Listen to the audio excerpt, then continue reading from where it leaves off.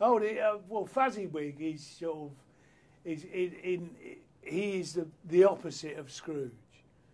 He loves everybody. He loves food. He loves drink. He loves spending money. He loves, you know, having a great time. Scrooge is sort of holding on to the money and don't spend anything out of fear of being poor. Like Fuzzy-Wig's not scared of anything, but he is the spirit of Christmas, and this is why Scrooge hates it so much, you know. But an old Joe, the other character I played, he's a survivor. He's come from poverty like you couldn't believe. He's come from the poverty that Scrooge is frightened of, and he survives. Unfortunately for me, I had two ladies to perform with. I had my missus, Jackie, who was Mrs. Fuzzy-Wig in the Fuzzy-Wig scene, and I had the old lady in the old Joe scene. It was great. What is the process like doing this technology?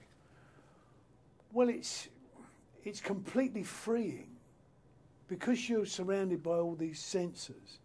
You've got no angles to worry about. You've got no camera angle or hitting your light or your spot or anything like that. You just do it, and they've got it in 3 dimensions. When they've got it, they can take it at any angle. They can colour it. They can do what they like with it. And the point is, that leaves you with nothing but the reality of your performance. So it's completely freeing and uplifting. It's wonderful. What does it do for the director? Well, he's the one who gets to, it's his vision. It is totally his vision. Because once he's got the performance, he can put on the background, put on the costume, the makeup, everything like that, and it's all him. Would you like to have that kind of freedom as a director? No, I'm no director. I've tried it. I haven't got the faintest idea what I'm doing. If it weren't for the cameraman, we wouldn't have had a film. Bobby, you have a really, really interesting childhood and upbringing, and you took your way to get to acting, didn't you? How did you get there?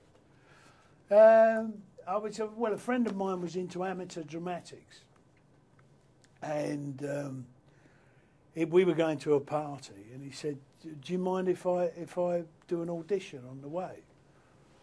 I said, "Yeah, I'll come with you." And we went to the audition. I'm waiting for him in the bar, you know, for the thing. And I've been in the bar quite a while, and a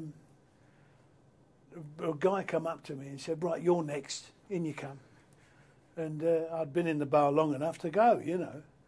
And I went in to thing, and they gave me the lead in the play. I was the lead. And the first night, an agent came to see it, and she said, "Listen, you've got to take this up professionally." I said, "Well, get us a job, and I will." And I did 3 auditions. I got all 3 of them, and overnight I was a professional actor. And that was it. I was in the game. What can we expect to see in this movie for an audience who has not seen it yet, and you're telling them about it? What are we looking at? What you're looking at is a combination that makes visually has the same impact as reading Charles Dickens. I think if Charles Dickens saw this movie, he'd really, really appreciate it. You know, he'd love Jim. He'd love his performance. What do you think of, you've read the book, almost everyone's read the book. What do you think of Robert's vision of the period? Oh, it's faultless. It's faultless. Well, it's an old guy who works for me, Sammy, and he came over with me.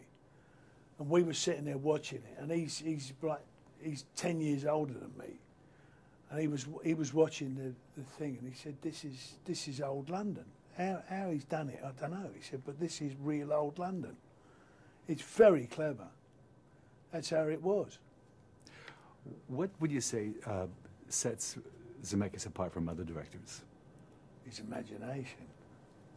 He's that incredible imagination. He's just extraordinary. He's this big sort of grasshopper. "Hey, Bob, what we gonna do?" like, this is going to be great. And I've got an idea, you know. And you say, oh, wow, where are we going now? You know.